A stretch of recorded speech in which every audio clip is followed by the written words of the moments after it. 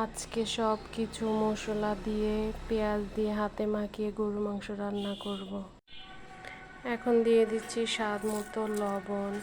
এগুলো সব কিছু দিয়ে ভালোভাবে মাখাতে হবে। ভালোভাবে মাখিয়ে তারপর কষানোতে বসাতে হবে। তো পরে আবার দেখা হচ্ছে। এখন দিয়ে দিচ্ছি তেল।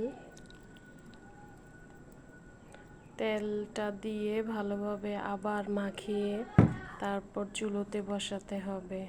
কষানোর সময় কিছুটা জিরার ফাঁকি দিয়ে দিচ্ছি যেন মাংসের ভিতর থেকে জিরার একটা ফ্লেভার আসে। আলহামদুলিল্লাহ, মাংসগুলো কি সুন্দর কষানো হয়ে গিয়েছে দেখুন। তো এই পর্যায়ে আমি এখন কষানোর মধ্যে দিয়ে দিব আলু, কারণ কষানোর মধ্যে আলু দিলে আলুর মধ্যে মাংসের মশলাগুলো ঢোকে।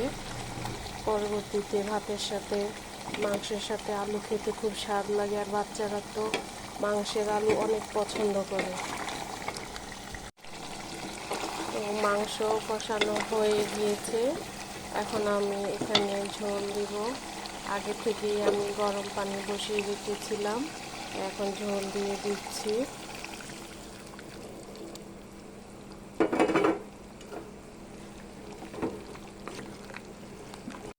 আবারও একটু জিরার ফাঁকি দিয়ে দিচ্ছি।